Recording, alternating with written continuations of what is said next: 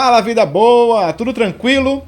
Você já viu aquela torneira que parece que nunca vaza e aí daqui a pouco você descobre que 40% da água tratada no Brasil é desperdiçada?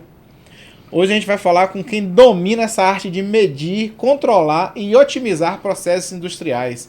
Vamos descobrir com um fabricante aqui que produz válvulas que vai para o saneamento até plataformas offshore que estão no meio do mar. Eu sou César Feijó e esse é o Automação com Vinho. Aqui a gente mistura tecnologia, sempre num bate-papo simples, com um vocabulário simples, sem precisar ser um especialista em automação para estar participando desse podcast. E já vou pedir para você dar uma pausa se você ainda não pegou seu vinho.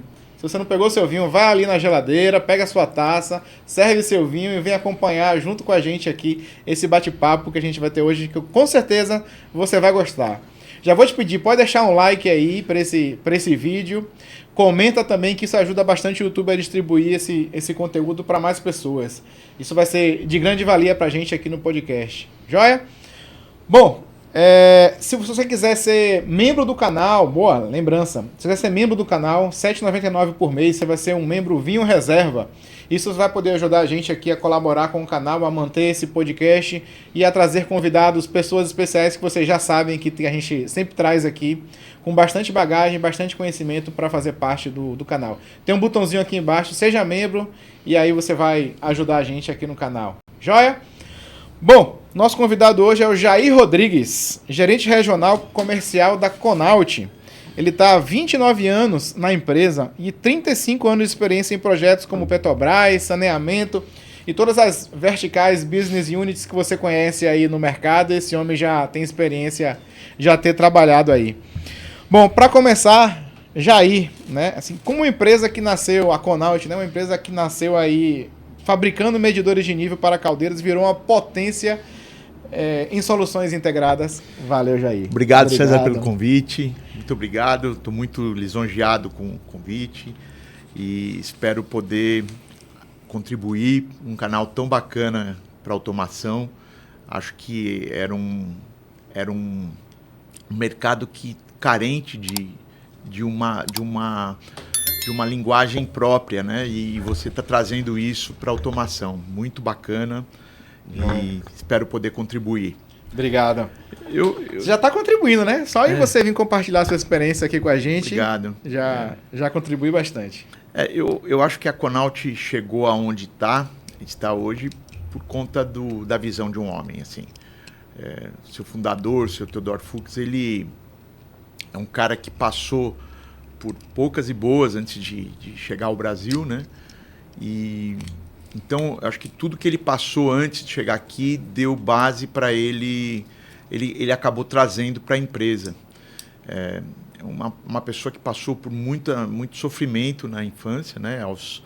Ele nasceu em 1930 numa cidade da Hungria chamada Győr.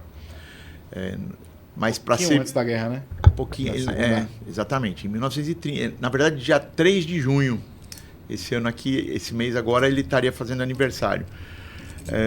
E essa cidade ficava a 115 quilômetros de Budapeste, mais ou menos, e mais ou menos 60 quilômetros... Hungria. Na Hungria. E 60 quilômetros da divisa com a Áustria.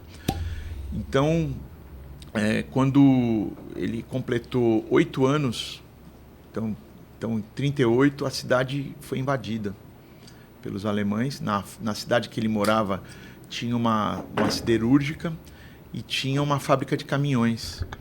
Então, a Alemanha, quando invadiu, ela pensou justamente em tomar posse dessas duas fábricas, né, para poder fazer armamentos, né? E durante essa invasão, o pai dele tem um mal súbito e morre do coração. Ele, com 8 anos de idade, ficou ele e a mãe, basicamente. Ele era filho único. Então, eles tiveram... E os alemães eles já sabiam o que estava acontecendo. Eles são de uma família judia. E eles sabiam o que estava acontecendo com os judeus já. Porque a Alemanha já estava invadindo outros países, já tinha invadido a Polônia, né? Então, ele e a mãe, eles vão para um gueto e se escondem no subsolo desse gueto por quase 5 anos. eram várias casas e eles acabam ficando... No subsolo era interligado por tubos para poder passar o carvão, porque naquela época a maior fonte de energia era o carvão. Para aquecer as cidades também. Só que antes disso acontecer, o pai dele, quando era vivo, tinha uma loja de eletrodomésticos. Então, a grande novidade daquele momento era o rádio, né? Mas eles vendiam também fogões elétricos, luminárias, essas coisas assim. Com a morte do pai, ele e a mãe se escondem, porque eles começam a pegar as pessoas para trabalhar na fábrica como escravos, praticamente. E, basicamente, a alimentação deles era batata e carne de ganso. O ganso tem uma importância muito grande para o povo húngaro, assim. É bem... A Conaut, durante muitos anos, nós tínhamos um viveiro com mais de 50 gansos. Interessante. Que o seu Teodoro fazia questão de manter lá, cuidado. Por conta de toda a história de vida dele. Eles comiam batata e carne de ganso. Era o que eles comiam, a dieta básica deles lá. Só que os alemães começaram a apertar o cerco e invadir as casas e revistar os subsolos das casas para ver se descobriam mais gente. E aí, por um período, a gente tem até o livro da Conaut, isso não está contado no livro, porque é um livro que foi feito na época para distribuição, né? Mas ele me contou uma vez que, por um período, eles tiveram que se esconder nos esgotos, quando eles estavam fazendo essa busca por pessoas nos porões. Ele e a mãe tiveram que fugir para se esconder por um período. Depois que acabou essa perseguição, aí sim eles voltaram para casa, né? E em 1944, aí sim a cidade foi bombardeada pelos americanos. Foram 400 aviões B-29 que bombardearam a cidade. E depois ele contava que em 3 minutos de bombardeio morreram mais de 5.000 pessoas. Destruiu a cidade inteira, né? Toda a cidade. Pegando fogo. A cidade foi devastada e eles não tinham comida. Era uma situação muito complicada. E a cidade foi invadida pelos russos para poder tirar os alemães. Os alemães fugiram e chegaram os russos. Só que os russos não vieram como libertadores. Eles continuaram como invasores. E isso tornou a situação mais complicada ainda. Porque, além de invadir as casas e pegar o pouco que as pessoas tinham, eles abusavam das mulheres. Então foi uma situação muito devastadora mesmo, né? Eles não tinham esperança, né, naquele momento. Mas como ele vinha o pai dele era um comerciante, ele começa a aprender rapidamente. Ele começa a aprender o russo e começa a fazer negócio com os russos. Porque eles tinham uma moeda lá que chamava pengo, que não valia mais nada essa moeda. E ele percebeu que se ele fizesse negócio com os russos, ele recebia em rublos. Entendeu? E aí começou o lado comerciante dele. Ele percebe que... Porque a siderurgia tinha consumido todo o carvão da cidade. E eles não tinham carvão para aquecimento e para fazer alimentos. Então ele resolve fazer uma ousadia e vai para Budapeste a pé, no meio do inverno. Ele anda 115 quilômetros, chega lá com os pés em carne viva, com bolhas, machucados. Ele tinha um tio que morava lá, ele consegue ficar na casa desse tio por uns dias até recuperar as feridas do pé. E ele compra 5 fogareiros elétricos. Veja só a visão que ele já tinha. Esse é comerciante desde pequeno, né? Sim, ele não tinha carvão na cidade. Né? Então ele já é empreendedor, na verdade, né? Veja empreendedor desde pequeno, né? Ele volta para a cidade, ele consegue uma carona para voltar, quer dizer, parte do retorno dele. E ele vende esses 5 fogareiros para os russos e recebe em rublos. Daí ele volta para Budapeste de novo, compra... aí com dinheiro você já consegue carona, você já consegue outras coisas, né? Quando ele foi, ele não tinha nada, né? E ele começa a trazer fogões e vender, e com isso ele reergue os negócios da família, né? a ponto da fabricante chamar ele para ser o representante deles na cidade, daqueles fogões. Então ele começa a vender fogões, ele restabelece, só que com a chegada dos russos veio a chegada da cortina de ferro também. Então eles começam a implantar o comunismo na cidade e a coisa começa a não ficar interessante para quem é empreendedor, porque tudo tinha que ser dividido. Tudo vai para o Estado. Tudo vai para o Estado.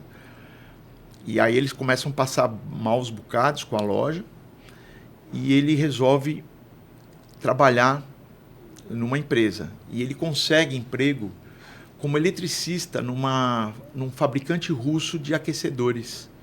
Então ele ele ganha um passe, isso foi uma coisa muito interessante, ele ganha um passe que permitia ele circular pela Hungria, porque ele trabalhava numa fábrica russa. Entendeu? E aí ele começa a se destacar, ele era jovem, rápido, já tinha noções de elétrica muito grandes por causa do pai, e ele começa a ganhar mais do que os outros, porque ele produzia mais. Sim. Né? E isso incomoda muita gente. Né? Mas, para muita gente... Ainda mais no comunismo. Mas para muita gente, aquilo que ele ganhava estava bom.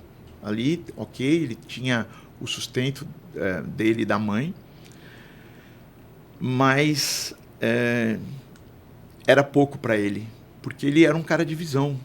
Ele sempre pensava muito na frente, assim. Então, a própria mãe chega para ele e fala: eu acho que você tem que fugir daqui. Eu acho que você... aqui ficou pequeno para você, né? Vai e depois eu dou um jeito de sair. Então, aos 19 anos, ele decide fugir. Ele conhece um cara que sabia mais ou menos um caminho.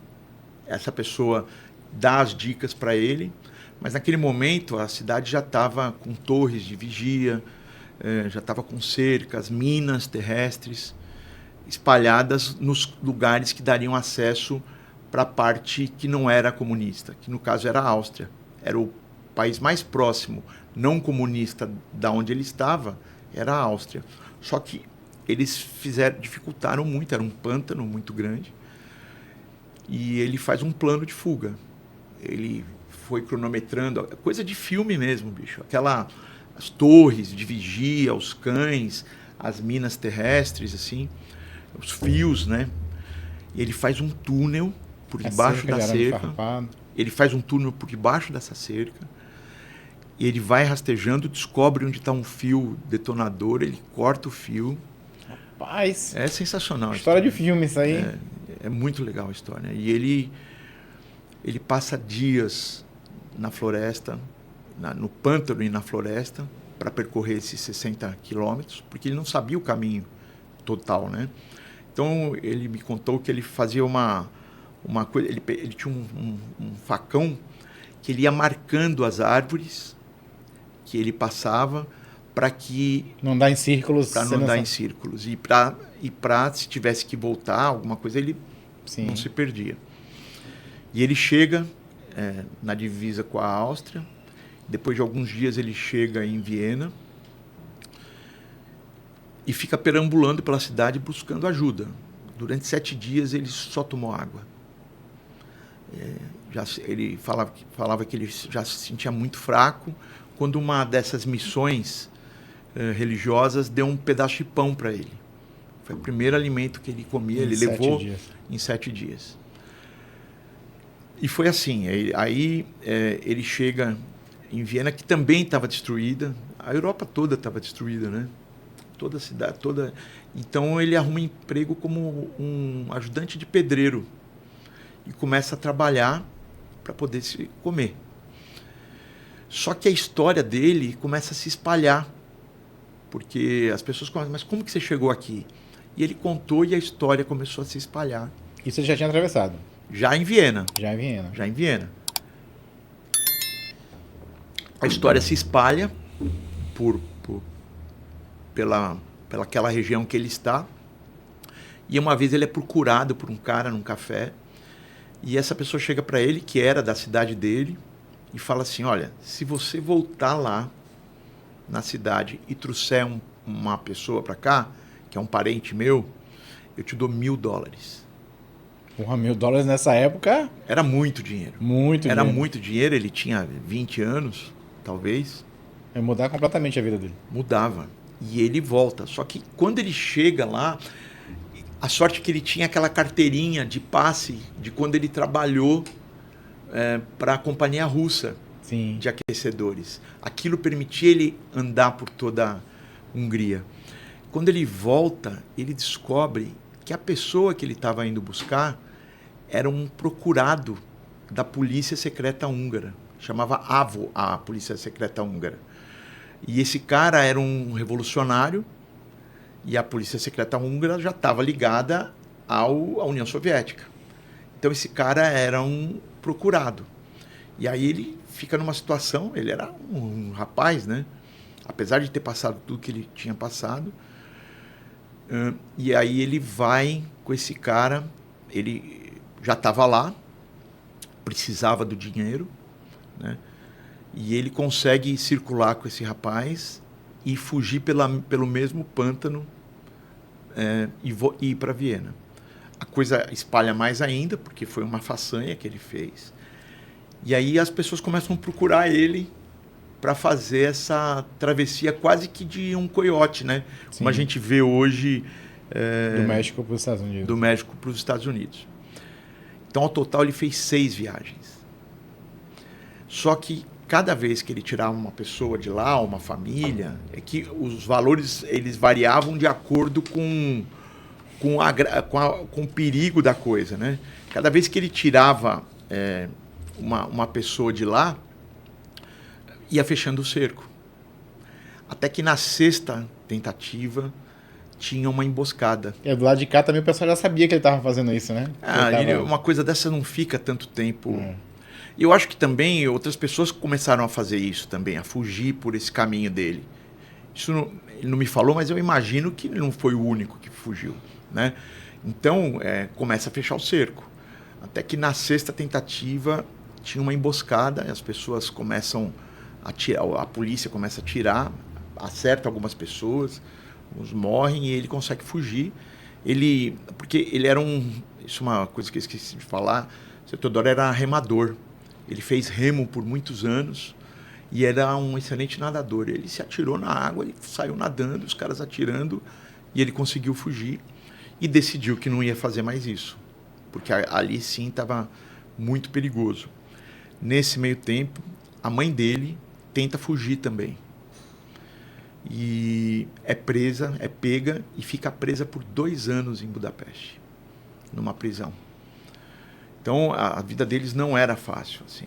Ela ficou presa, depois que ela foi libertada, ela tentou de novo, aí sim ela conseguiu fugir e encontrar com ele na Áustria. Então, a vida deles foi muito dura. E ele trabalhava com o que aparecesse. Então, um dia ele recebe um panfleto de uma organização chamada IRO, que quer dizer International Refugee Organization, que era uma organização para refugiados, e eles oferecem para as pessoas virem para a América. Então, ele tinha a opção de ir para o Canadá, Estados Unidos, México, América Central ou América do Sul. E o Brasil era o país que ele menos tinha informação. Então ele decide vir para o Brasil. Ele falou, se eu não tenho informação é onde deve ter oportunidade. Mas ele me confessou uma coisa uma vez também, que um dos fatores que ele decidiu é que ele não queria mais passar frio. Porque imagina o que ele não deve ter passado de frio e privação, né? Então ele tenta ir no consulado, conseguir essa aprovação com essa ficha da IRO, e não consegue aprovação. Ele tenta umas 4, 5 vezes, o cônsul fala, desiste, lá tem febre amarela, não é para você. E ele insistia até que o cônsul fala, tá bom, me dê um motivo então para você ir para o Brasil. Ele fala, eu sou um especialista um especialista eletricista. E aí com nomenclatura, ele vem para o Brasil em 52 e chega aqui no Brasil com $3 no bolso. Ele diz que ele para no Rio de Janeiro, desce do navio com um amigo e eles entram num bar e vem lá o cara vendendo coxinha. E a coxinha nossa, né, do dia a dia que a gente come aqui. E ele pede uma coxinha, o cara cobra 50 centavos. Dos $3 que ele tinha, ele paga 50 centavos na coxinha e num Guaraná. Ele não sabia o valor do dinheiro aqui no Brasil, né?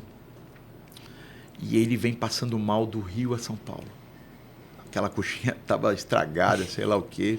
Então, a primeira experiência que ele chega aqui no Brasil foi muito, muito ruim. Depois de um tempo, ele traz a mãe dele vem, e ele casa, ele conhece uma imigrante polonesa chamada Renata, e casa, e com ela ele tem os 3 filhos, que é o Roberto, o Daniel e o Ricardo. E arruma um emprego na Arno Motores, como eletricista. Começa a trabalhar lá, isso aqui no Brasil, com os 3 filhos, a esposa, morando numa casa, uma vida de um homem assalariado. Logo depois ele arruma um emprego na Sambra, que fabricava a Sambra algodoeira, e ele começa a trabalhar lá como mecânico na Sambra. Eles faziam óleos e faziam sabão em pó, sabão líquido, e ele desenvolve, junto com um amigo dele, uma máquina que transforma o sabão em pó. Eles desenvolvem esse mecanismo para fazer o sabão em pó. E aí, em paralelo, surge uma lei no Brasil que você não podia mais importar, na década de 60, equipamentos. Era uma dificuldade absurda. E começam a quebrar as máquinas da Sambra. Então ele pega, desmonta uma máquina.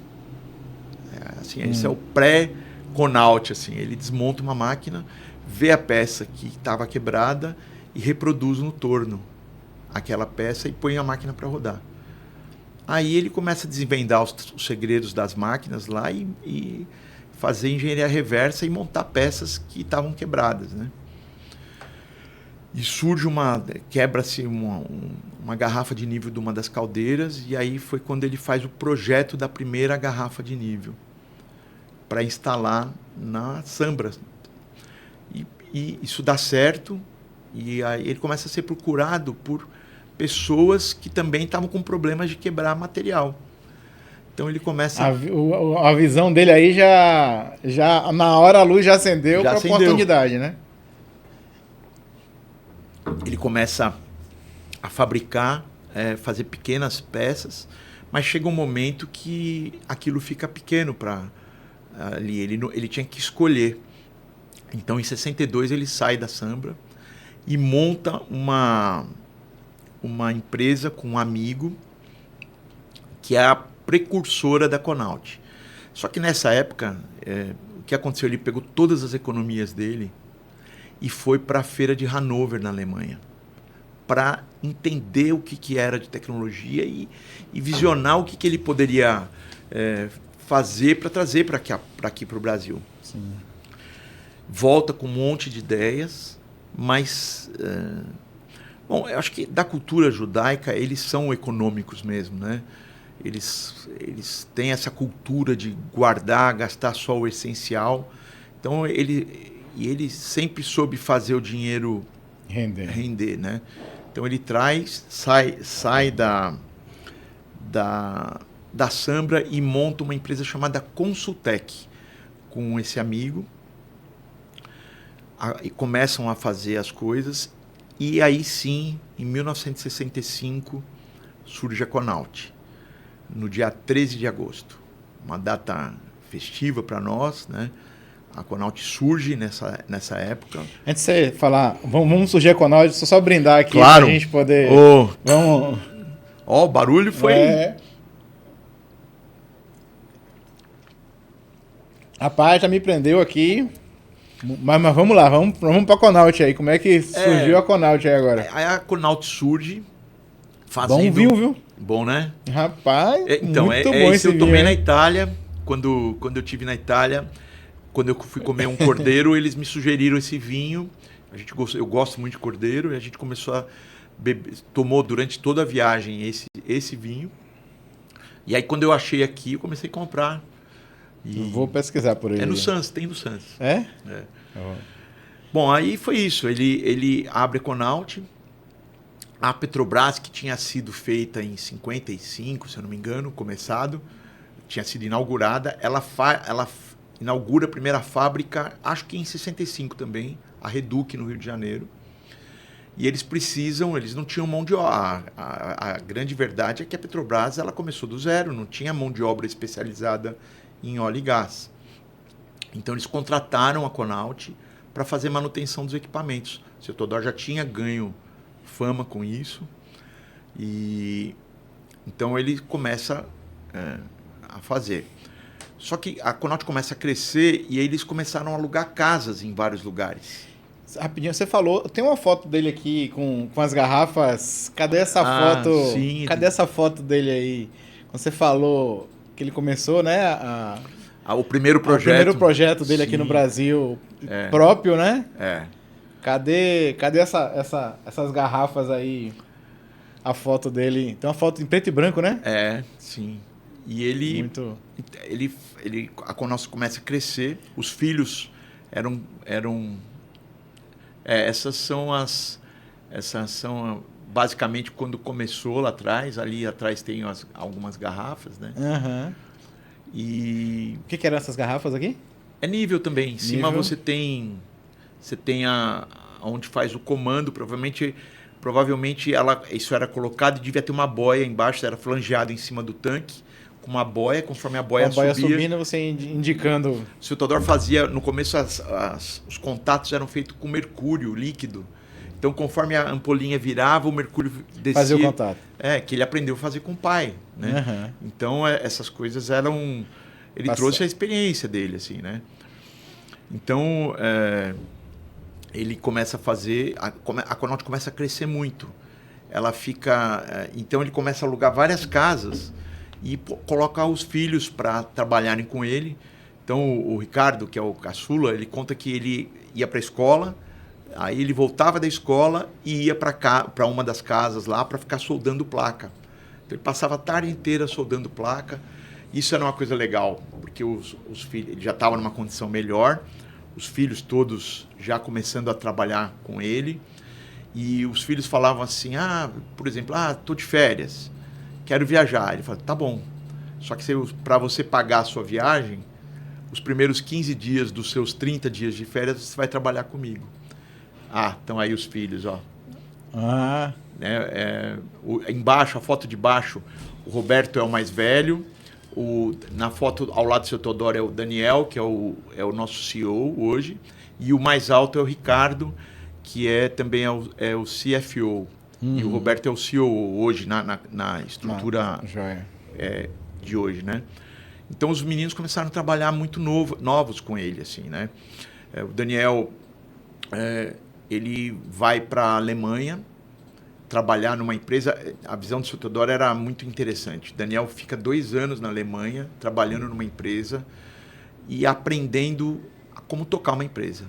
Fica lá, Ricardo fica com ele e o Roberto, que é o mais velho, naquela época ele tinha um estaleiro, ele é velejador, então ele fabricava barcos e rodou o mundo viajando de barco. Mas em 95, eu acho, ou 94, o Roberto vem para trabalhar e tocar a fábrica da Crone, que eu vou chegar lá. Mas foi assim, a Conaut foi ficando grande e não tinha onde instalar. Foi pegando várias casas até que ele decide construir a fábrica no Embu das Artes, em São Paulo. Ele faz um acordo com a prefeitura, era um terreno gigante, mas era uma montanha. Literalmente uma montanha. E o cara falou, olha, se você tirar essa terra e aterrar o outro lado... Você pode ficar com o terreno. Pode ficar com o terreno. Porque só movimentar muito de terra... O Embu, naquela época, ele era muito longe de São Paulo. Hoje é Grande São Paulo. É como se fosse Lauro de Freitas aqui pra gente. De Salvador a Lauro de Freitas. Mas naquele momento, o Embu era um lugar com difícil acesso, muito complicado. quando chovia alagava. E aí ele ousou, e aí a Conault começou em 80 a construir a fábrica, né? E então aí sim passou a ter uma estrutura industrial. E já com os filhos todos trabalhando. O Roberto que chegou só um pouco depois, mas Ricardo e Daniel já estavam lá ajudando, né? Então eles estão desde sempre na Conault. Quando começou a Conault eles eram garotos, mas assim, na juventude deles já foi trabalhando com o pai. E isso é uma coisa legal, assim, é uma das coisas que é muito difícil de ver. Eu nunca vi, em quase 30 anos de Conault, uma discussão dos irmãos. Assim, eles são os melhores amigos. Isso é um negócio que tem aquele ditado de que o exemplo arrasta, né? Eles são os melhores amigos. De fim de semana, os caras estão juntos. Nas férias, eles viajam junto com as famílias. Os filhos deles são os melhores amigos dos primos. Então, é uma família muito unida. Então, e isso acaba sendo... Imagina você estar numa empresa de irmãos e em 30 anos você não vê os caras levantarem a voz um com o outro. Pode ser que isso até aconteça, mas nunca na frente de um funcionário. Assim. Então, é uma coisa bacana de ver. Você vê pessoas que se amam trabalhando junto e crescendo junto. Então, foi isso. A Conault ela chegou num ponto que ela já fabricava rotâmetros, né? E nos anos 80, ainda com a economia de reserva, o mercado começa a pedir medições mais precisas. Nessas feiras que o seu Todoro ia, ele traz o projeto de um medidor eletromagnético. E a Conault começa a tentar fabricar, mas nós não tínhamos laboratório, não tínhamos tecnologia, não tínhamos nada. Então eles fizeram dentro do que dava. Por exemplo, a unidade eletrônica era um amperímetro. Sim, que você correlacionava. 0 é tanto por cento de vazão, e assim até 100% era o fundo de escala. E vendeu alguns medidores, mas era um equipamento muito rudimentar. Em 92, a Conault começa a representar no Brasil a Crone, que é um dos grandes... É o maior... A Crone chegou aí aqui na então, Conault? A Crone, ela tinha um representante no Brasil que ficava no Rio de Janeiro. E a Conault tinha a estrutura fabril já... Fica à vontade aqui, tá? Tá Se bom, quiser. beleza. Fica. E a Conault já tinha essa estrutura fabril pequena, mas já tinha no Embu. Já, nessa época a gente já tinha um laboratório de vazão pequeno, podia aferir medidores até 1.600 milímetros, pequeno perto do que a gente tem hoje. E aí a Conault, aparece um negócio grande de saneamento, que a Conault tem o business desse negócio, e procura o representante do Rio para falar, olha, a gente está com um negócio grande, né? E a Crone... claro, eles ficaram interessados. Isso foi em que época? Foi em 92, em 91, eu acho. Ainda estava com reserva de mercado? Não, já foi Collor em 92 que o Collor tirou. Então ainda tinha reserva. Tinha reserva ainda. Já estava no finalzinho, assim, né? Só que a Crone vê a estrutura da Conault e o tamanho do business que eles trouxeram e fala, peraí, esse cara traz, sei lá, 10 medidores por mês, só esse negócio que a Conault está trazendo são centenas de medidores. E aí a Crone começa a conversar. E o interessante naquela época é que a Crone tinha uma estrutura muito parecida com a da Conault. Era o pai e os 3 filhos. Uma empresa familiar também. Também. Hoje já não é mais assim, né? As pessoas vão morrendo e as coisas vão ficando profissionais, assim. Mas as famílias começaram a se dar bem. Então, começa um negócio, de certa forma, no fio de bigode, sabe? Esses são os melhores negócios, né? Nesse momento, a Crone chega e fala para a Conault, olha, a parceria está dando certo, a gente está pensando em investir no Brasil e construir uma fábrica. Sim. E a Conault fala, só se a gente for sócio. Porque a Conault tinha um mercado. A Crone tinha tecnologia, mas a Conault tinha um mercado. Tinha uma equipe grande de vendas, já tinha estruturado. E só tinham 2 fabricantes de medidores eletromagnéticos naquele momento. Aí fazem a fábrica em conjunto. e a fábrica durante muito tempo chamava Crone Conault, né? E os medidores saíam com o símbolo Crone Conault. Hoje saem só como Crone, mas a fábrica, a Conault é dona de 50% dessa fábrica. Essa fábrica tem capacidade de fabricar até 1.200 medidores por mês. A gente já chegou perto disso em 2013, quando a gente pegou um projeto gigantesco da Compesa de 2.400 medidores eletromagnéticos. Foi o maior projeto que eu vendi até hoje de medidores eletromagnéticos. E aí sim a gente estava com 1.100, porque fora isso tinha os outros medidores que a gente fabrica mensalmente. Essa fábrica ela alimenta os Estados Unidos e toda a América, na verdade. Essa fábrica é responsável não só pelos medidores do Brasil, né? E então nessa época a gente conseguiu ficar perto de 1.100 medidores por mês, mas hoje é em torno de 600 a 700 medidores que essa fábrica produz. É muito medidor. É muito medidor. Então a parceria deu certo, muito certo, com a Crone. A Crone começou a investir no Brasil. Hoje a Conault comercializa toda a linha da Crone, né? Nós somos exclusivos aqui no Brasil. Então tem a parte de medidores eletromagnéticos, os medidores Coriolis, os Vortex, os ultrassônicos. Sim. E aí agora o grande salto da Conault se deu realmente quando ela fechou o projeto Pégaso, que foi um projeto... A Petrobras tinha um problema grande de vazamentos em tubulação. Então, muitas das vezes, eles só sabiam do problema quando aparecia na televisão. Ah, vazou na Baía de Guanabara, alguma coisa desse jeito, assim, desse gênero, né? Então, eles criaram um projeto, que era um projeto que todo interligado, com medidores de vazão a cada X quilômetros, com sistema de interligados de válvulas.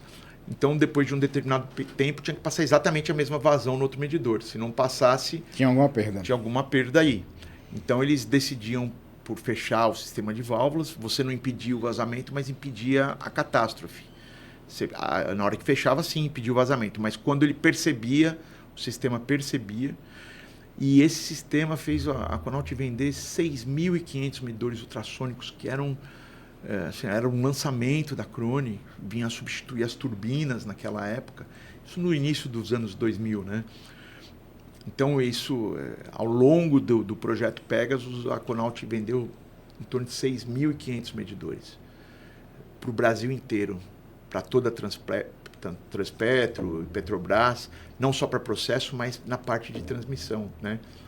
Então, esse aí sim foi um divisor de águas, a Conault capitalizou muito com isso, construiu outros galpões e hoje a gente tem um complexo industrial. Depois ela fez a unidade, esse complexo, graças a esse projeto do Pégaso, a Conault criou uma unidade de serviços na época em Macaé, que era a Conault Macaé, que tinha 150 funcionários lá. Então a Conault mudou de nível, assim. Nós éramos uma empresa de médio porte até o início dos anos 2000 e hoje a gente nós temos 80% do... Hoje é o carro-chefe? É vazão? O carro-chefe é o medidor eletromagnético. Nós temos 80% do mercado, por exemplo. É que o mercado de vazão, ele tem segmentos de mercado que alguns dominam. Então, por exemplo, 80% do mercado de saneamento, de macromedição no saneamento, é Conault. 80% no Brasil inteiro. Nós temos perto de 500 mil medidores já fabricados e espalhados pelo Brasil, ao longo desses 30 anos. Papel e celulose, por exemplo, já é um mercado mais dominado pela Yokogawa, por exemplo. Sim. Alimentos, a Indershauser é muito forte. Cada um tem seu nicho de mercado. Todos fornecem para todos os segmentos, sim, mas cada um acabou... óleo e gás, a Emerson é muito forte, entendeu? Mas aí a Crone veio com alguns lançamentos que quebraram paradigmas. Assim, mas antes, só te falar que aí em 2006, foi a inauguração... Em 2006 aconteceram duas grandes coisas para a Conault. Assim, foi a inauguração da fábrica da Crone e a minha contratação. Eu não posso... Principalmente essa daí, não, a segunda, mas né? Foi... Né, em 2006 eu cheguei na Conault, no finalzinho, dia 23 de setembro de 2006 eu entrei.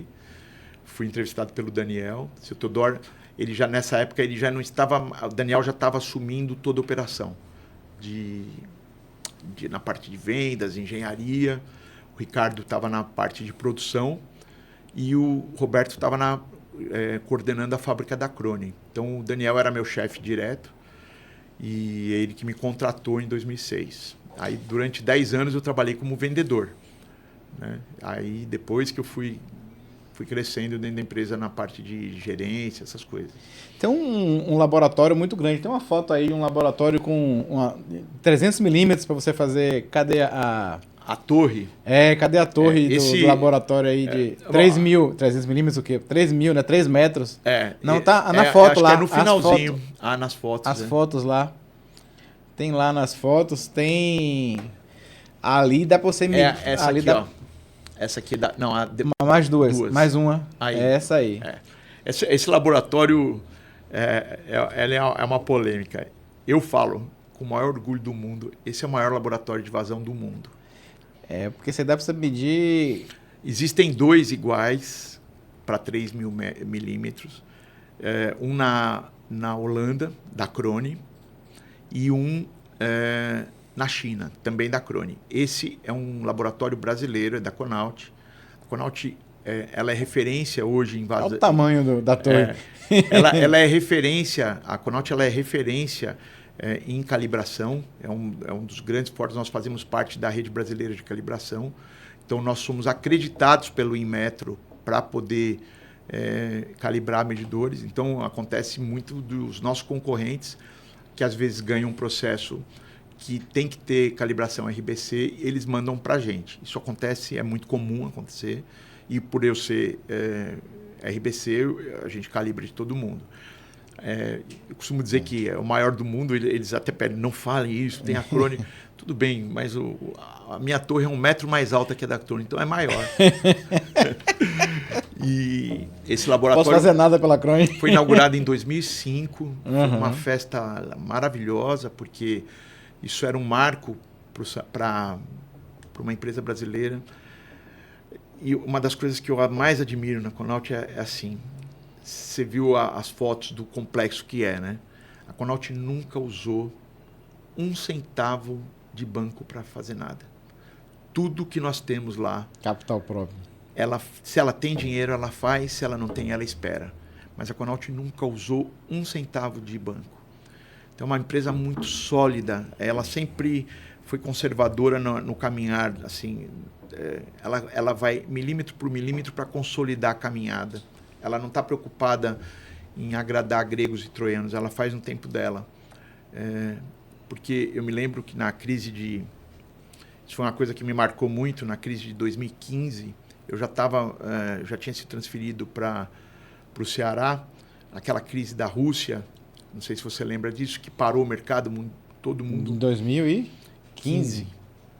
Quando teve a crise da Dilma, né? Que a Dilma era presidente, teve a crise do mercado russo, parou o mercado total, né? E eu tive que vir a São Paulo, eu estava morando no Ceará nesse momento, então eu estava na reunião, o seu Teodoro entra na sala, e foi uma vez que eu fiquei muito abalado, assim, que ele falou assim: hoje eu tenho que mandar 70 funcionários embora por culpa de vocês, pro pessoal de vendas ali, né?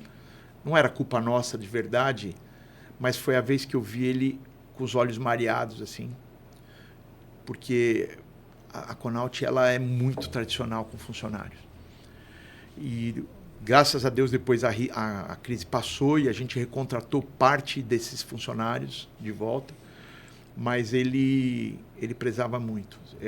Nós temos um funcionário lá, o seu Ari, que ele tem acho que 56 anos de Conault. A minha idade de vida ele tem de Conault. É um cara que até o fim ele trabalha na Conault até hoje, ele vai todos os dias. O combustível dele é trabalhar na Conault. Assim, é um cara que todo mundo adora na Conault, é uma referência de simpatia, um cara que nunca faltou no trabalho. Imagina você. Mas a Conault ela sempre valorizou muito o funcionário, né? O seu Teodoro falava assim que o nosso maior patrimônio é a nossa gente. Então, para ele, quando tinha que se desligar um funcionário, era uma coisa que doía nele. Porque ele passou fome, né, bicho? Então, ele sabe o que é ficar sem emprego. Então, eles sempre valorizaram, e os filhos absorvem muito isso dele, né? Eu costumo dizer que a Conault ela tem uma coisa muito importante, assim, você tem acesso ao dono. Então, eles são muito acessíveis, mas também você é cobrado pelo dono. Então, tem o... Tem um prós e contras. O prós e os contras, assim. E daí, infelizmente, em 2018, se eu não me engano, o seu Todor nos deixou. Uma das coisas que, para mim, é duro, porque ele foi um cara que apostou em mim, ajudou muito. Quando eu mudei para o Ceará, eu chegava na Conault, eu vinha 2, 3 vezes por ano, né? Eu fui transferido para o Ceará, depois eu te conto essa história, né? Conault, Daniel me chama um dia e fala, olha, você já está gerenciando o Norte e Nordeste, a gente acha que você, estrategicamente, é melhor você ficar por ali, você escolhe um lugar. Eu falei, olha, estrategicamente o Ceará ele está na metade do caminho para o restante do Norte, para o restante do Nordeste. E ele foi muito generoso, ele falou, ó, pega sua esposa, vai para lá, visita, vê escola, vê as coisas, e se você achar que não, tudo bem, fica aqui em São Paulo. Então, ele me deu essa liberdade, eu fui com a minha esposa lá, a gente viu e topou fazer, né? Então, toda vez que eu vinha para São Paulo, eu chegava na Conault, e isso é uma coisa que eu costumo dizer assim, eu adoro trabalhar nessa empresa, né? Toda vez que eu chego na Conault, e agora eu já estou há 11 anos morando longe de São Paulo, toda vez que eu paro na recepção e vou subir a escada, eu sinto o mesmo frio na barriga que eu senti em 1996, quando eu fui para a minha entrevista. Porque é uma história, quando você vê tudo o que acontece, eu vi a empresa crescer. Quando eu cheguei lá, tinham 60 funcionários. Então, e hoje? São próximo de 500. Então, eu vi tudo quase acontecer. 10 vezes mais. Eu vi tudo acontecer, né? A empresa crescer, os Fuchs casarem, os filhos chegarem. Eu vi todo mundo acontecendo isso, assim, né? Então, eu casei, eu cheguei lá já casado, mas assim, os meus filhos nasceram quando eu estava na Conault. Então, tudo o que aconteceu na minha vida de bom foi nesse período que eu estou na fábrica. Então, é uma empresa que me ajudou muito, assim, sempre acreditou muito em mim, sempre me deu muito crédito. Então, eu tenho devo muito a eles, assim, por terem apostado, né? E aí eu chegava lá e a Doris, que é a nossa recepcionista, há muitos anos também, ela falava assim, Jair, o seu Teodoro falou para você ir direto para a sala dele, não ir para lugar nenhum que ele quer conversar com você.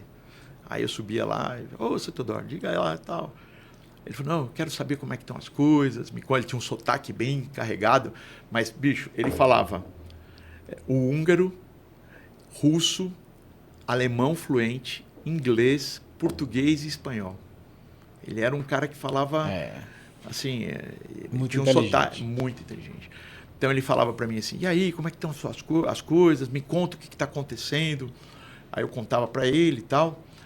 E ele tinha uns brindes que ele dava no passado, que eram uns motorzinhos que você colocava álcool, acendia e ele ficava um pistãozinho. Tem alguns aqui, leva para dar para os clientes. Um motor a combustão, E é um barato. Ele fazia isso para dar de presente para os clientes. E daí ele sempre falava assim, tá precisando de dinheiro? Eu falava, não, seu Teodoro, vocês já pagam tudo para mim lá, tá tranquilo. Não, se precisar eu tenho aqui. Não, tá tudo bem. E aí eu me lembro que a última vez que eu tive com ele, eu cheguei lá e ele tava com um bloquinho assim, né? Aí eu falei, o que é o bloquinho aí, seu Teodoro? Ele falou assim, rapaz, eu tô anotando, porque tá dando uns lapsos de memória, então eu vou anotar para não esquecer. Eu falei, então agora é um bom momento para eu pedir o dinheiro. Ele falou, por quê? Você precisa? Não, eu tô brincando, é só uma piada. Mas ele tinha, assim, ele era duro, às vezes ele era duro quando necessário. Ninguém chega onde ele chegou se não tiver que arrancar as pedras do caminho, né? Ele era duro quando necessário, mas ele era muito legal. Ele era um cara muito legal.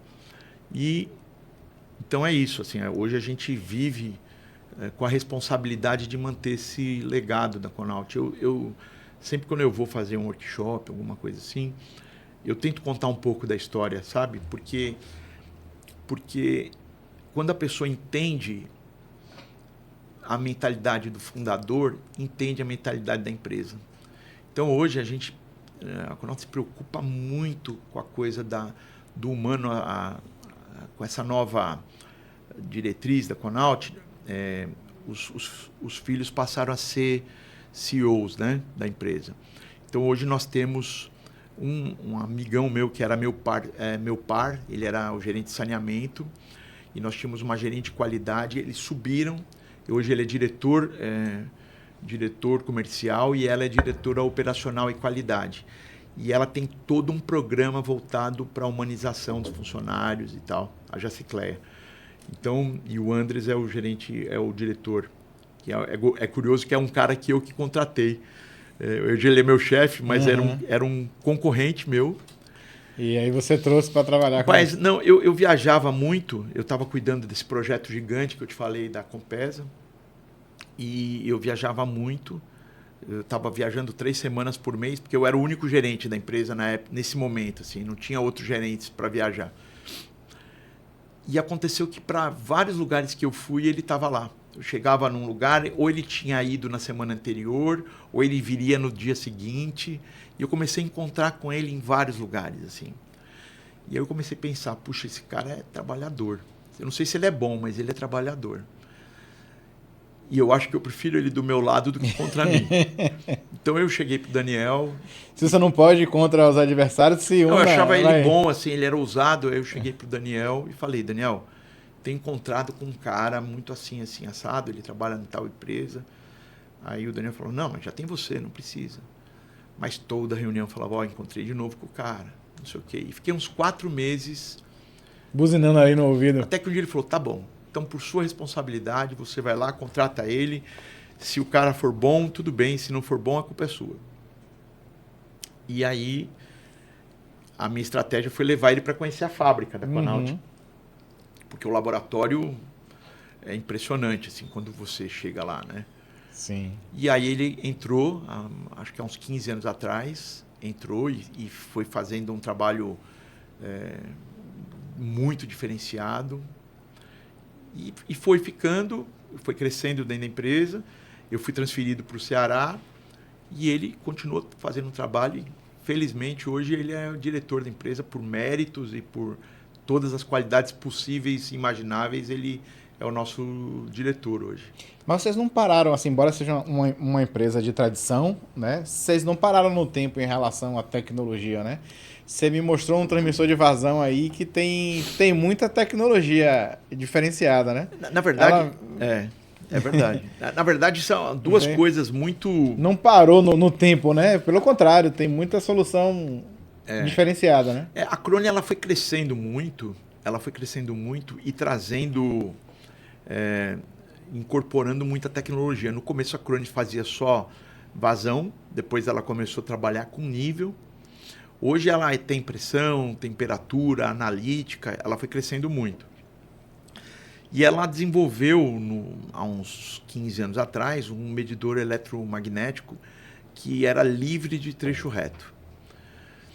E era uma tecnologia inovadora que pegou um nicho de mercado absurdo, porque a indústria ela tem um problema sério, às vezes, dentro de uma planta, de você ter necessidade de medir a vazão, mas você ter muitas válvulas e curvas na tubulação.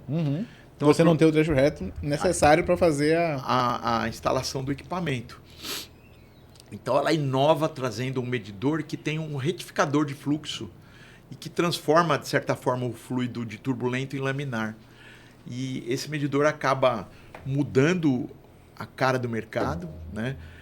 A gente começa a vender ele muito originalmente em saneamento. No princípio ele era importado. Hoje a Conault já fabrica aqui no Brasil ele em até 1.200 milímetros em borracha. Mas ainda é um medidor muito voltado para a área de saneamento. A indústria química, por exemplo, passa por às vezes, produtos muito nobres em que a gente tem que usar com revestimentos em Teflon, com eletrodos em material mais nobre. E aí acaba que ele não se adequa para a indústria química, mas para a indústria de saneamento virou uma realidade, porque ele hoje já chegou no mesmo preço do magnético convencional. Então, até 1.200 milímetros não justifica você usar um magnético convencional, sendo que você tem que ter os trechos retos e tal, sendo que você tem um medidor que você pode instalar na saída da curva, né? Com a válvula instalada do lado. Então, ele realmente revolucionou. E a Crone revolucionou nos Coriolis também, né? Você tem lei? Tenho. Deixa eu te mostrar. Essa versão que eu tenho aqui é a versão... A bateria, mas a gente tem ela... que ela pode ser... também com conversor, que ele está solto. Aqui é o tubo que vai dentro, né? A gente tem ele de forma expansiva. Não sei se a câmera dá para mostrar aqui. Mas ele é um medidor que ele tem o retificador de fluxo. Então, ele vem aqui, né? O retificador, dá para ver, né, a estrutura, como ele lineariza o fluxo, né? E aí, com isso, a gente acaba tendo uma rangeabilidade maior que o magnético convencional, porque o magnético convencional ele mede velocidades de 0,3 a 12 metros por segundo. Todo medidor, né? O meu, dos meus concorrentes. Mas os fabricantes recomendam que você, quando vai dimensionar um medidor, trabalhe com velocidades entre 1 e 4 metros. Mas se você dividir a máxima pela mínima, você tem uma rangeabilidade de 40 para 1. Esse medidor aqui, como ele tem esse retificador, qualquer vazão que entra, velocidade que entra no tubo redondo, ele dobra ao passar pela seção retangular. Então isso me deixa com uma rangeabilidade de 400 para 1. Eu consigo medir velocidades de 0,03 até 12 metros por segundo. 0,03 é nada. É nada. Só que com velocidades de 0,1 até 8 metros por segundo, eu consigo ter uma precisão de 0,2% do valor medido. É bem maior. É quase que igual de um Coriolis, por exemplo. Então, ele é muito... Esse medidor ele é muito revolucionário. Assim, hoje a gente faz ele... a bateria desse cara dura até 15 anos. Quando ela vem só pelo fato de ser a bateria, você já ganha um monte de aplicação para ele, né? Sim, porque tem pontos que você não tem. Remoto, né? Remoto. Hoje, a Conault ela trabalha agora com a ARAD, né? Que são os hidrômetros ultrassônicos. E até 300 milímetros a gente tem também com transmissão por GPRS. O que quiser, na verdade. Hoje em dia você pode fazer o que você quiser, né? Mas você tem isso aqui, quando lançou na época, ele pegava um nicho de mercado absurdo, que ninguém tinha. Era até problemático vender em saneamento, porque só tínhamos nós que fabricávamos ele. E na época das licitações, você não pode ter só um fabricante. Então foi até que algumas empresas peitaram, porque justificavam tecnicamente que precisavam não tinham disponibilidade de trecho reto, e aí virou uma realidade. A gente tem milhares e milhares desse equipamento vendido hoje. Aqui ele tem um display, é isso? Se você quiser localmente... Aqui ele te dá a vazão instantânea e totalizada, mas o que é legal é o seguinte, você não fica na mão de um fabricante. Esse aqui tem mais fios porque ele tem... Saída ele pulsada. tem pulso. Mas na verdade, é uma bateria de lítio, que se você colocar no Mercado Livre... Acho que é semelhante à da minha lanterna de mergulho. É muito provável. É uma bateria que você compra por R$100 ou R$150 no Mercado Livre. Então, só que essa bateria faz o equipamento durar 8 anos. Sim. Então, eu deixo desligado, porque eu uso esse medidor para apresentar por aí, né? Esse medidor está comigo desde que eu vim de São Paulo. Ele já rodou... Rapaz, eu rodo muito o Brasil. Só pro Belém do Pará eu já fui mais de 50 vezes. Eita! Eu viajo muito, assim. Então, onde eu vou, eu levo esse cara comigo para mostrar, porque realmente você consegue ver que existe aqui uma novidade tecnológica, né? Ele foge do convencional, assim, ao princípio dele. Então, ele tem rangeabilidade muito alta, ele pega microvazões em saneamento. E na indústria, a gente, quando é água normal, eu já vendi para a indústria química mesmo, quando não é área classificada, alguma coisa assim, e que é só água, e é um problema para o trecho reto, ele é vendido também, muito. Né? Então, você pode ter desde a saída convencional, pulsada, né, para você totalizar, vazão, etc., Sim. como instantânea E aí ele pode ter Modbus, RS485, 4A20, aí pode ter o quê? O céu é o limite, né? Todos os protocolos industriais padrões de mercado. Né? Todos que você quiser, dependendo do que o cara precisa, né? A gente tem uma série de conversores de sinal que vai desde o produto mais simples, que é só para medir água, até para produtos muito nobres, em que você precisa de muitos filtros e mais potência de conversor. A gente tem também áreas explosivas, enfim, que é o mercado aqui do Polo que eu cuido agora, né? Então, óleo e gás. Óleo e gás nem tanto, é mais a indústria química mais mesmo. indústria química. Porque a gente tem uma inovação, eu já vou falar nessa parte de óleo e gás, a Conault a Crone inovou, ela foi o primeiro fabricante mundial de Coriolis a fazer um medidor de tubo reto. Um tubo, porque geralmente o Coriolis ele tem aquele formato de ômega, né? E a Crone desenvolveu um Coriolis de tubo reto, sem perda de carga, que não incrusta, né? Porque o problema do ômega era justamente se você tivesse uma incrustação, dificilmente você conseguiria limpar. Quando você tem um tubo reto, você mecanicamente consegue remover. E ela foi inovando, ele é imune à vibração. Tem um filme da Crone que é muito curioso, que eles penduram um medidor, eles colocam um medidor numa tubulação de um laboratório, calibram e falam, aqui está o medidor sendo calibrado e tal, mas isso é num laboratório. A gente sabe que no processo é diferente. Aí eles penduram o medidor com uma corrente, assim, tem uma mangueira flexível na entrada e outra na saída, e aí eles começam a passar vazão, o medidor fica balançando, o cara vem com um martelo, fica batendo assim na tubulação, criando ruído, e ele dá a mesma precisão por conta do princípio de funcionamento ser dentro, então ele é imune à vibração. Daí ela começou a inovar em tamanhos, a Crone consegue fabricar esses medidores de Coriolis até 16 polegadas, que é um absurdo. A vantagem desse medidor, nós podemos fazer medidores de 1 milímetro de diâmetro, com tubo interno de 1 milímetro até 16 polegadas. E materiais como titântalo, o tubo pode ser revestido de teflon, em alguns casos.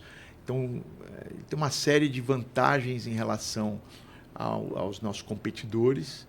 Hoje, quando ela lançou esse medidor, foi um alvoroço no mercado. Todos os outros começaram a correr atrás, né? Hoje, alguns fabricantes já fabricam um tubo reto, mas a Crone foi a que ela está muito na frente, porque ela foi desenvolvendo tecnologia dentro da tecnologia. Então, ela está muito avançada. Eles têm a fábrica, eu fui visitar as fábricas da Alemanha e da Holanda. A fábrica de placas dele tem 2 funcionários. É tudo robotizado. O cara põe o botão, o robô faz tudo. Assim. Então ela está muito, muito à frente. Assim. A Crone é uma grande parceira. Você já pegou o pessoal brasileiro, né, diz que é muito criativo. Você já pegou alguns perrengues por aí do pessoal tentar burlar esses medidores de vazão? Acontece muito, né, Essa é uma boa. E aí essa solução é boa para isso, né, para pegar esse tipo eu posso contar a história, eu só não posso contar o santo. Sim, lógico. Né? Mas realmente aconteceu um episódio de uma empresa que tinha um medidor de vazão convencional. A concessionária de água percebeu, porque os medidores de vazão, nos conversores, você tem um orímetro, vamos dizer assim. Então, se você desliga, por alguma razão, o medidor e religa, quando ele volta, ele vai falar, olha, ele ficou desligado, você consegue puxar no histórico dele, que ele ficou desligado no dia tal, de tal horas a tal horas. Tem um log lá, né? Tem. E aí a concessionária percebeu que de 2 a 3 vezes por semana, sempre no mesmo horário, o medidor era desenergizado. Então, eles começaram a dificultar, quando eles viram que eles estavam... quando essa empresa viu que a concessionária estava percebendo, eles começaram a dificultar a entrada deles, porque o medidor ficava dentro da planta. Então, o que eles fizeram? Eles pegaram esse medidor aqui, o Waterflux, colocaram do lado de fora, com a saída de pulso, um GPRS, mandando a informação para eles lá. E naquela época, uns 15 anos atrás, a conta de água deles, que era 400 mil, foi para 1 milhão e 200. Quer dizer, pegaram a fraude ali, né? 3 vezes mais. E aí foi briga política, né? Então nós vamos sair daqui, vamos para outro estado e não sei o quê. E eles chegaram a um valor na metade do caminho para os dois, que ficava bom para os dois, mas foi pego a fraude. Isso aconteceu inúmeras vezes, né? Como você tem bateria, conseguia deixar isso remotamente lá, e o GPRS também provavelmente usando bateria também. A bateria do GPRS é dele, né? Então a gente pode usar qualquer fabricante que pegue pulso. Sim. Né? A gente tem um grande parceiro nosso, que é a Conault, que essa parceria surgiu no processo da Compesa, que foram 2.000 e poucos medidores, e aí tinha uma empresa chamada Vectora, que faz data loggers, e aí essa parceria daquela época para cá tem sido a marca que a gente usa, porque a gente sabe que é uma empresa que dá o mesmo suporte que a gente dá para o cliente, eles dão também. Então, desde então, isso tem acontecido. Mas tem muita história de fraude, de cara que tentou... uma vez eu me lembro que me ligaram de Caxias do Sul, todos os medidores seus queimaram, eu preciso de você aqui agora porque eu vou entrar no Ministério Público. Aí eu pego o avião e corro lá para Caxias do Sul. E era uma elevatória, ficava em cima da montanha, assim. E quando eu chego, eu vejo a cidade toda às escuras, né? E aí eu começo a perguntar, o cara falou assim, rapaz, deu há uns 10 dias atrás uma tempestade de raios aqui, que foi a maior da história, e queimou tudo na cidade. Aí quando eu chego na estação, tinha queimado tudo, o CLP, os motores. Ele tentou jogar, ver se colava, né? Tinha queimado tudo. Então, se você não vai lá, você não vê, né? Você só fica sabendo que você vai queimar. Eu falei, bom, no final ele comprou tudo de novo, tentou, né? Mas você veja as pessoas tentando fazer... Você já desconfiou para você conhecer a confiabilidade do equipamento. Né? Um equipamento desse é projetado, um medidor eletromagnético, ele é projetado para durar entre 15 e 17 anos. Agora, é como você comprar um carro. Você falou que gosta de comparar com carro, eu também. Assim, se eu te der uma Ferrari e falar para você, César, pegue esse carro nessa estrada de terra e eu quero que você ande 20 km a 200 por hora. Não vai dar certo. Eu tenho certeza que quando chegar na ponta, você vai chegar para mim e falar que a Ferrari é o pior carro do mundo. Mas não é. Suspensão dura, não vai. Eu quase morri lá dentro. E a mesma coisa você pegar uma Land Rover e falar numa Autobahn e falar vá a 200 por hora, você também vai ter a mesma sensação, porque não está sendo usado certo. Né? Então, você tem um medidor Crone que você faz o aterramento correto, respeita os trechos retos, coloca todos os protetores de surto, de bobina, eletrodo, alimentação, sinal. Se você protege o equipamento, compra ele resinado. Hoje a gente fornece os medidores totalmente resinados internamente para não ter infiltração. Se você cuida de tudo isso, instala ele da maneira correta, o medidor vai durar esse tempo. Agora, se você acontece muito isso. Às vezes a pessoa compra um medidor excepcionalmente bom, não só o meu, mas compra um medidor bom e aí ele contrata uma empresa para montar o instrumento e os caras nem leem o manual, instalam de qualquer jeito. E aí depois a culpa é sempre do medidor. Esse eu costumo dizer que existe... Não dá para a gente dizer que um medidor da Crone... porque a gente tem grandes concorrentes, competidores do mesmo padrão da Crone. A gente tem Dresshauser, tem Emerson, tem Yokogawa, tem Dresshauser, eu falei, enfim, a Crone. É como você ter um Audi, um BMW, uma Mercedes. todos os carros são uma ótima performance. O que é o diferencial disso é que na hora que isso aqui te der problema... Quem vai atrás para te dar suporte. Exatamente. E né? essa é a vantagem da gente ter Assistência. uma fábrica aqui, né? A Conault, ela inovou tendo um gerente regional. Né? Eu tenho agilidade de pegar o avião e no dia seguinte estar no cliente rapidamente. Assim. Então eu tenho essa vantagem logística grande, assim, né? É muito trabalho, mas a gente tem essa característica, né? O que te levou a entrar para essa área aí de instrumentação? Aí por esse caminho, como é que. Mas essa é Eu a... tenho uma foto aí que compromete você brincando já. Cadê aquela foto com o carrinho? Que eu acho que já mostra desde pequeno o lado que vai montando as estradas. Vou pegar mais um pouquinho de água. Opa, acabou aí? Acabou. Quando eu falo, a minha boca fica muito seca.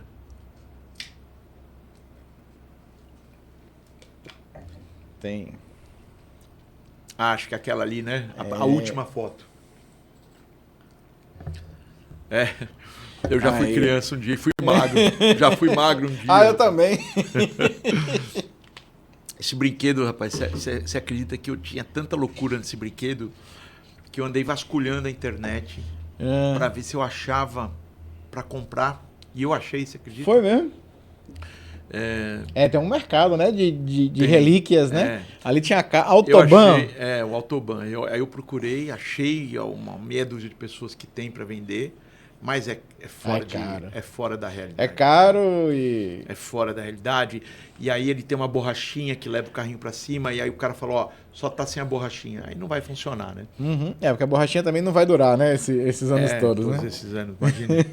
Eu devia ter aí uns 8, 9 anos, talvez, não sei. Uhum. Acho que menos até. Acho que menos.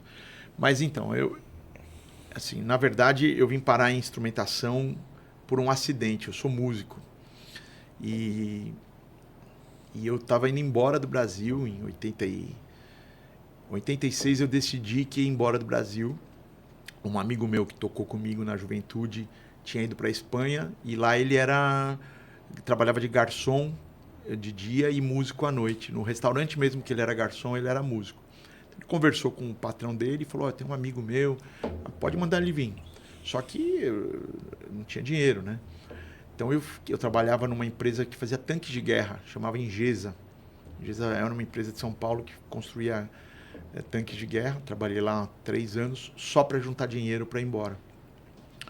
Então todo o meu salário, lá dentro tinha um departamento de câmbio da própria empresa, eu recebia o meu salário, ia no câmbio e comprava em dólar. Todo mês. Vivia duro por 3 anos, eu juntando porque eu tinha esse objetivo. Aí já tinha tirado o passaporte. Naquela época você reservava a passagem, você não tinha que comprar. Você tinha que comprar um mês antes, mas você já podia reservar e depois de um mês, faltando um mês, obrigatoriamente você tinha que comprar.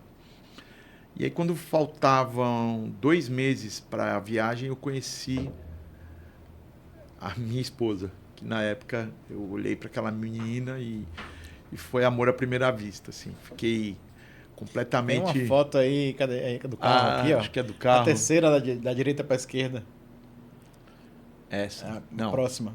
Não, é a próxima. Aí. Essa aqui, para mim, continua a mesma menina de quando ela tinha 17 anos. Uhum. São os meus filhos. Então, essa é uma outra coisa que eu queria falar da Conault. Acho que nem era motivo, mas eu vou falar. Mas é para mostrar o que essa empresa é para mim. Há 13 anos atrás eu perdi um filho. Meu filho adoeceu, teve um linfoma. E aquilo devasta uma família, né? Trabalhando, ele ficou doente. E eu me lembro que a gente ficou um período no hospital até estabilizar a doença para começar o tratamento. E quando eu cheguei na Conault para trabalhar, o Daniel me chamou na sala dele, que era o meu diretor na época, que é o nosso CEO. Ele estava muito emocionado e falou para mim assim, eu conversei com meus irmãos e com meu pai, seu Teodoro era vivo na época. Você pode transferir seu filho para o Einstein que nós vamos pagar o tratamento dele. Eu fiquei desconcertado com aquilo, né? E eu agradeci, porque eu tinha um plano de saúde muito bom. Eu tinha um plano de saúde excelente e eu falei, e eram os mesmos médicos da equipe do Einstein que tratavam o meu filho. Eu agradeci, mas aquele ato dele, e durante todo o tratamento do meu filho, às vezes ele me via, ia na minha mesa e falava assim, o que você está fazendo aqui, cara? Vai ficar com teu filho. E eu falava assim, Daniel, eu preciso trabalhar, eu preciso prover a família. E minha esposa estava com ele fazendo a químio, minha sogra e minha mãe junto. Só podia ficar 2 pessoas, né? Então eu continuava trabalhando. A gente, quando infelizmente meu filho faleceu da doença, quando eu olho lá no velório, chegam os 3 irmãos e eles choraram comigo. Então isso tem um peso na minha vida muito grande, assim, tem coisas que o dinheiro não paga, sabe? Então, depois desse episódio, logo em seguida eu fiz essa venda gigantesca da Compesa e eu recebi, depois disso, várias propostas de emprego de pessoas que queriam me levar para trabalhar. E nenhuma das vezes eu aceitei nem ouvir a proposta. Eu não aceitei nem ouvir o que eles tinham a dizer. Porque eu tenho uma gratidão pela empresa que eu trabalho enorme. Eles fizeram por mim, eles agiram por mim, como eu acho que eles não eram meus patrões ali naquele momento, entende? Eles estavam sendo ali humanos, amigos ali. Então isso tem um peso. Isso é a Econaut, você entende? O peso no momento que você está justamente mais fragilizado e o apoio... E eles foram muito importantes. São até hoje, assim. Eles confiaram... Imagina você pegar e mandar o cara para um outro estado. Eles nunca me fiscalizaram em nada, assim. Simplesmente confiavam. Entendeu? Então foi isso, assim. Mas, voltando ao assunto, aí eu peguei o dinheiro que eu tinha juntado para viajar, desisti da viagem, comecei a namorar com ela, deu certo, a gente casou, né? E aí com aquele dinheiro eu abri uma confecção, minha mãe costurava, eu falei, eu vou investir nisso. Peguei o dinheiro, compramos... Olha o empreendedor também aí. Aí compramos máquinas de costura, galoneira, overlock, máquina reta, mesa de corte, e começamos minha mãe começou a desenhar roupa, a gente começou a fabricar roupas. E sanduíche, eu estava correndo atrás de um sonho ali, né? Fazia sanduíche, vendia roupa. Então, todo lugar que eu ia, eu levava uma bolsa com roupas para vender ou para mostrar. E numa dessas vezes, um tio da minha esposa, numa das festas, da minha namorada na época, ele falou, rapaz, o que é isso que você está fazendo e tal? Eu falei para ele, eu estou fabricando roupas e tal. Ele falou, poxa, você leva jeito para isso. Você não quer... Você nunca pensou em trabalhar em outra coisa? Eu falei, não, eu tô correndo atrás, né? Ele falou assim, rapaz, eu tô precisando de um cara com o seu perfil. Eu falei, mas você trabalha com o quê? Ele falou, eu trabalho com instrumentação. Eu não fazia ideia do que era. Cara, não sabia nem o que era instrumentação. Não. Eu tinha 20 anos, né? E aí ele falou para mim assim, eu trabalho na Masoneyland, válvulas, né? Na Masoneyland Dresser, e eu represento ela no estado de São Paulo inteiro. E eu estou precisando de gente, mas eu quero um cara para ser treinado. Eu falei, mas por que eu vou sair da minha empresa para ir trabalhar na sua? Eu tenho a minha. Aí ele falou, porque eu vou te dar um carro. Vai dar um carro para um menino de 20 anos. Mas aí eu enxerguei que era uma oportunidade. Minha mãe falou, vai, eu toco a empresa aqui. Era a época que também a inflação era 80% ao mês. Então, as coisas estavam muito difíceis na confecção. E aí eu fiquei 1 ano só visitando empresas com um dos vendedores e fazendo treinamento aos finais de semana. E aí eu comecei a fazer Senai, de instrumentação em Santos. Então eu chegava, ia para Santos... no final do dia eu ia para Santos, fazia aula 3 vezes por semana. Passou um helicóptero aqui. Rapaz. Aí 3 vezes por semana eu fazia aula à noite e aos sábados era aula o dia inteiro, das 7 às 5, para repor os dias que não tinham aula. E aí eu fiquei 2 anos fazendo o curso de instrumentação. E foi assim que eu comecei a me envolver. Daí essa empresa começou a representar a Metroval, que é uma grande empresa também. E eu comecei a vender os medidores Coriolis da Metroval. Eu me identifiquei rapidamente com vazão. Então eu comecei a vender os medidores Coriolis e os engrenagens ovais, que é o que eles tinham naquela época. E aí a Metroval me chama e fala assim, olha, de toda a equipe aí da empresa que você trabalha, só você que está vendendo vazão. A gente está revendo a coisa, a gente vai querer contratar um vendedor, queria que fosse você. Aí eu saio dessa empresa, vou para a Metroval e fico lá, acho que por quase 3 anos.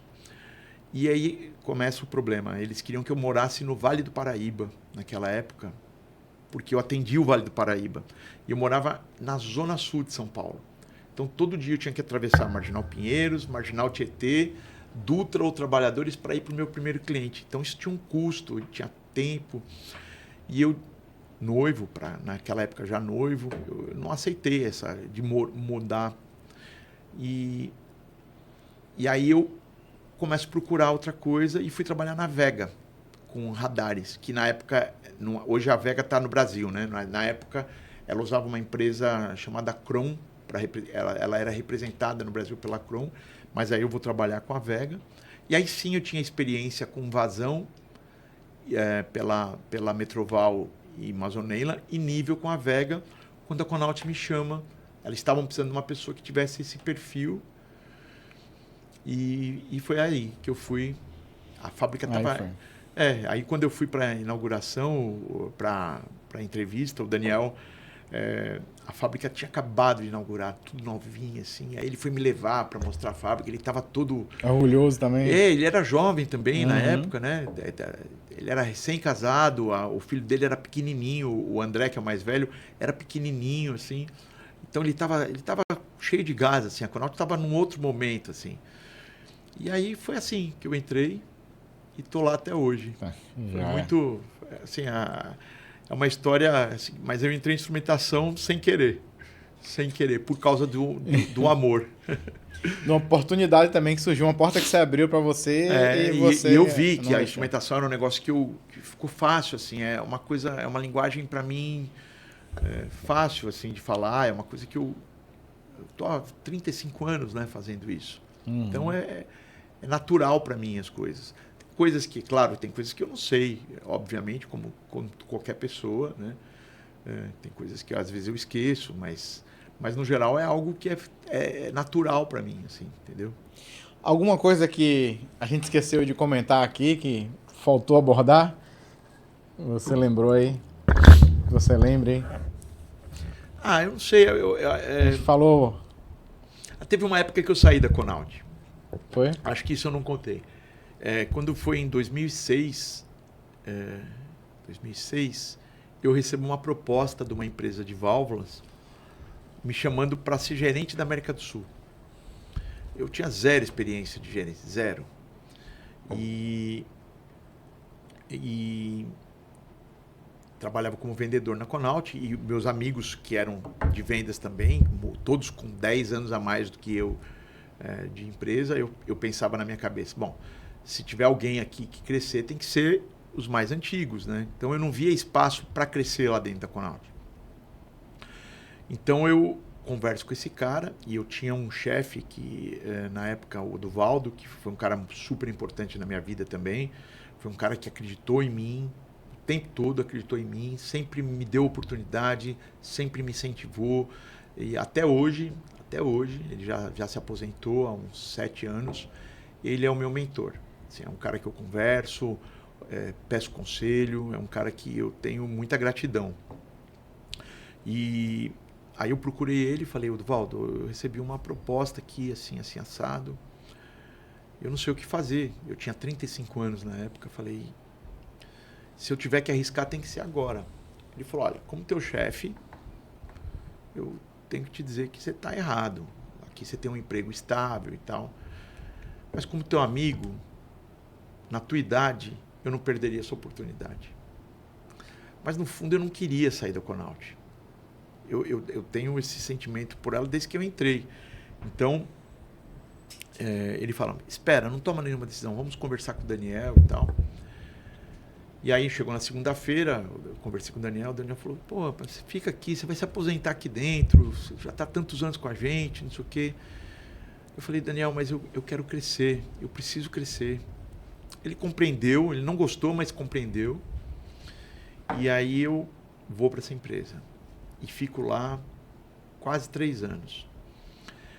E realmente foi super necessário eu ter saído, porque nessa empresa eu passei a ter experiência de visitar, de conhecer o que é a regionalidade brasileira. E eu acho que esse foi a grande diferença na minha vida, sabe, César? Porque no Brasil, você tem dentro do Brasil culturas completamente diferentes, com jeitos de ser diferentes. E a regionalidade é o que faz esse país tão interessante. Então, eu tinha horas que eu estava uma semana no Rio Grande do Sul, na seguinte eu estava em Belém do Pará. Depois eu estava no Ceará, depois estava em Cuiabá. Então eu comecei a conhecer culturas e pessoas e jeitos de falar que me tornaram uma pessoa melhor. Porque eu tinha uma visão meio errada do Brasil, eu diria. E isso me ajudou a ser uma pessoa melhor. E aí eu comecei, mas eu nunca tinha saído emocionalmente da Conault, essa é a verdade. Então, eu me lembro que aconteceu um episódio de eu estar em Manaus, numa empresa de águas lá, e o cara está especificando as válvulas comigo e ele comenta comigo que estava com uma dificuldade de especificar medidores de vazão eletromagnético. Sim. Eu sei que eu acabei de falar a válvula e passei o resto da tarde especificando os medidores para ele. E eu especifiquei. Tava no sangue. Tudo da Conault. Era automático. Eu fiz a folha de dados para ele com os equipamentos da Conault. Liguei para o Oduvaldo, que era o meu mentor. Eu já não estava mais lá, mas liguei para ele e falei, Oduvaldo, devem consultar você da empresa tal. São 110 peças. E tal. Ele falou, mas quem fez? Eu fiz aqui, fiz para dar uma força. Aí quando chegou a consulta, ele levou para o Daniel e falou... Aí o Daniel falou, mas de onde veio isso aqui? Não, o Jair estava lá em Manaus, o cara pediu ajuda, ele especificou Conault. E aí o Daniel falou, se vender isso aqui, paga a comissão para o Jair. Quando isso aconteceu, vendeu, o Oduvaldo me ligou e eu falei, mas eu não quero comissão. Eu não sou seu funcionário, eu sou funcionário falei o nome da empresa. Eu não fiz isso por dinheiro, eu fiz isso porque eu quis ajudar. Eu não aceitei. E isso aconteceu mais umas 3 vezes, assim. Então, esse gerente, o Oduvaldo, ele começou a falar para o Daniel, a gente precisa ter uma pessoa para fazer esse trabalho de rodar o Brasil junto com os representantes. A gente não tem pessoa para fazer isso. E aí, depois de uns meses, o Daniel falou, tem razão, vamos contratar alguém. Aí o Oduvaldo falou, vou começar um processo seletivo. A história que eu sei, não sei se é verdade, mas a história que eu ouvi falar é que o Daniel falou, não, de jeito nenhum, já tem o Jair. O cara já está treinado com o Conault, já sabe o mercado, vamos trazer ele de volta. Então foi assim que... Aí dia eu estava... Te resgataram. Aí eu tomei um susto, eu estava numa feira em Recife, numa feira lá, estava com o stand, inclusive, e de repente aparece o Ricardo, que é um dos donos, na época o Zé Luiz, que era da Crone, o gerente da Crone, na América do Sul, e o Oduvaldo. E vem no meu stand os 3 e falam para mim assim, a gente quer jantar com você hoje. O Ricardo fala, eu vou jantar com você hoje. E aí no jantar o Ricardo começa a perguntar as coisas que eu estava fazendo, como que eu fazia e tal, eu falo. E aí termina isso. E na semana seguinte eles já me chamam para ir lá conversar. E aí foi a avó. Eu nem dormi naquela noite. Assim, porque emocionalmente eu não tinha saído, sabe? Eu nunca quis sair. Sim. A verdade é que eu nunca quis sair. Embora tivesse sido, foi bom para você, em termos de experiência, importante. De crescimento profissional, mas emocionalmente você estava... Foi super... Aí eu voltei... Ligado. Aí eu voltei para a Conault e aí teve uma coisa curiosa, né? Eu organizei um encontro de vendas. Eu organizei um encontro de vendas nacional para vir todos os representantes, para a gente mostrar as políticas da empresa. E aí eu fiz uma surpresa e chamei na época para fazer a palestra da abertura do evento, que era um evento da Conault e da Crone, e eu chamo o presidente da Emerson para dar a palestra Do de concorrente. abertura. Foi uma das coisas que eu falo, depois eu falo, não sei se eu faria isso hoje, mas foi tão divertido, porque a cara de susto de todo mundo, né?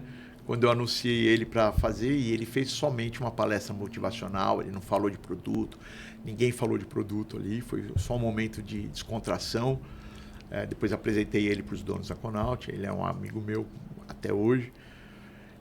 Mas foi legal isso, assim, porque era uma forma de quebrar uma coisa e mostrar que a gente tem que sair da caixinha às vezes. O intuito era aquele, assim.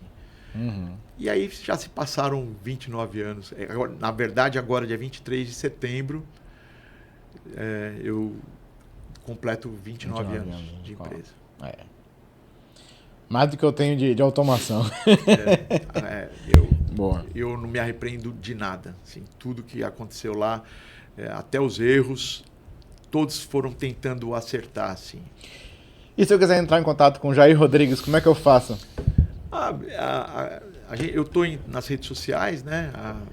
No site da Conaut também, eu tenho o LinkedIn, mas todos eles estão vinculados à Conaut. Uhum. Eu fico aqui em Lauro de Freitas, aqui na Bahia, eu visito o polo, todo o polo. Aqui é que como eu sou par de todas as BUs lá, a Conaut agora ela tem um BU, por exemplo, para saneamento, um BU para alimentos e bebidas de açúcar e álcool, um BU para química, petroquímica, papel e celulose e mineração, um para indústria geral. Então, e como eu tenho experiência, que eu já passei por todos esses setores em algum momento da Conaut, aqui eu fico atendendo a todos, né? Então, o certo seria mesmo eu estar focado 80% do meu tempo no polo.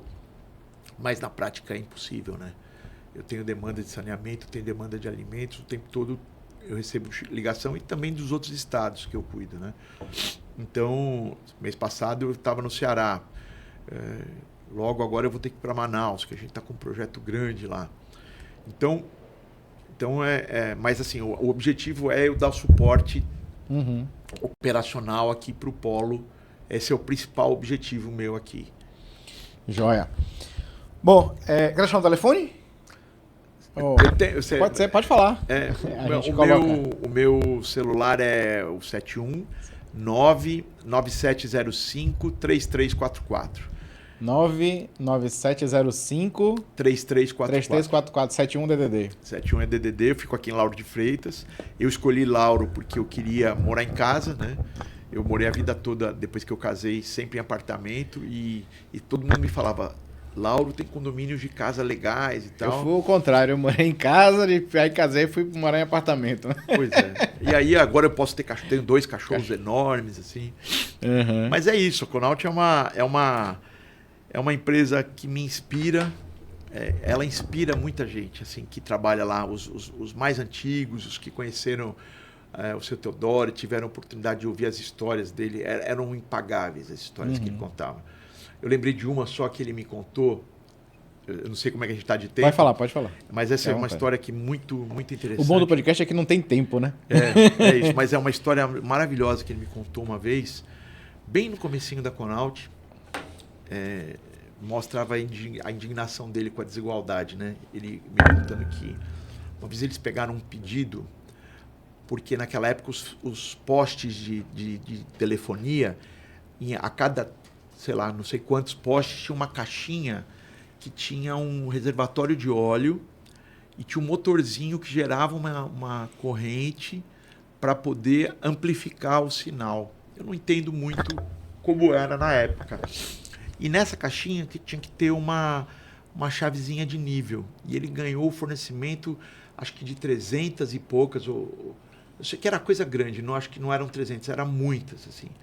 Que ia da Bahia até o Maranhão, eles tinham que ir... deve ter sido muito bastante. mais que isso, né? Porque ele tinha um caminhão. Então veio ele, o motorista do caminhão e o técnico. Então eles iam...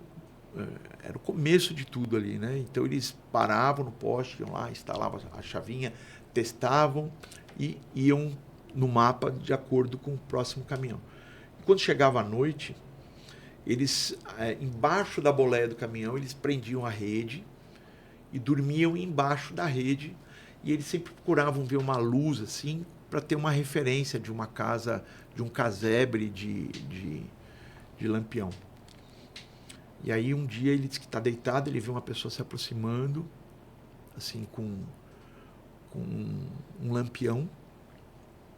E era um cara, um pai, com uma filha, e o cara oferece a filha em troca de comida. E se tinha uma coisa que sensibilizava ele, era isso, né? Sim, a coisa da comida, por conta do que tudo que ele passou. Né? E ele ficou tão impactado com aquilo, ele deu para eles o que ele tinha de comida ali naquele momento, mandou o cara voltar com a filha, mas ele entendeu porque ele viu isso acontecer lá na guerra, né? O desespero pela fome. Aí ele para num armazém e aí ele compra, você vê a grandeza dele, né? Ele compra os sacos de feijão, farinha e milho. Feijão, farinha e milho. Ou fubá, era alguma coisa assim. Então, ele falou que aonde ele passava, isso era comum os caras virem, ele pegava e ele já comprou sacos e ia distribuindo para as pessoas. Assim, então, durante todo o percurso, porque ele viu muita miséria aqui também. A gente está falando do Brasil da década de 50, né? Então, ou então da década de 60, talvez, começo da década de 60. Mas ele viu muita coisa acontecer. Então, ele falava da miséria humana, assim, que a pessoa é capaz de fazer qualquer coisa, né? Mas ele, naquele momento, já teve a sacada de levar no caminhão comida para dar para as pessoas, para não deixar esse tipo de coisa acontecer. Então, mostra mais um pouquinho do homem que o seu Teodoro da foi. grandeza, né? Da grandeza. Muito bom. Bom, vamos respirar aqui, né? Tem uma tradição aqui do canal, que a gente guarda as rolhas ali, ó, no cantinho, aí, tá vendo? Tem umas rolhas assinadas. Sim. Que os convidados que vêm aqui, a gente pede para guardar essa lembrança, né? Então, que honra. Se você puder assinar aqui, escolher uma cor, não sei se é Vitória, acabou ficando vermelho e preto aqui. Rapaz, mas... eu sou São Paulino. Então se botar um pode branco ser aí... qualquer um das duas aqui. Tá ótimo. Assinar um autógrafo e a data de hoje, 11/6. Jair Rodrigues. Não sou cantor. Esse Rodrigues aí, mexicano, tem alguma origem... Rapaz, não. A minha família... Tanto meus dois avós eram nordestinos, um era do Rio Grande do Norte e o outro da Bahia. Meu avô paterno era baiano. E as minhas duas avós italianas. Uma Scarpelli, que era o sobrenome da minha avó. Só que quando ela casa... e minha mãe levava o nome Scarpelli também. Mas quando minha mãe casa com meu pai, naquela época mudavam os nomes, né? O sobrenome das pessoas. Aí minha mãe perde o Scarpelli e ganha o Alves Rodrigues do meu pai, do meu avô que era baiano. Mas a gente foi criado dentro da tradição italiana totalmente. Tanto eu como minha esposa. Então a minha família, a gente faz tudo que se faz na Itália. A gente faz comida, faz massa, a casa da minha mãe e da minha sogra, o maior ambiente é a cozinha. Todas as reuniões acontecem na cozinha. Da cozinha, né? Então a gente puxou. Eu fiquei Rodrigues. Tem outros nomes no meio, né? Até chegar no Rodrigues, mas aí eu deixei Jair Rodrigues porque as pessoas associam ao cantor e não esquecem mais. Sim. Então eu deixei. Presta aqui. Deixa eu apresentar para a turma aqui o autógrafo de Jair Rodrigues. E o vinho... Bom, esse vinho foi bom. Foi você que trouxe o vinho, né? Uma uva Primitivo, Verosso. É gostoso ele, né? Vinho italiano, né? Muito bom esse vinho, gostei bastante. Eu confesso que eu não sou um entendedor. Muito mas bom. ele agrada o meu paladar. Então a gente sempre compra esse, porque foi o que... Também ele tem um simbolismo de... É italiano também, né? Aí já tá... Exatamente. A gente, quando fez 30 anos de casado, agora em outubro, fomos comemorar na Itália. Então tudo tem muito significado pra gente, assim, né?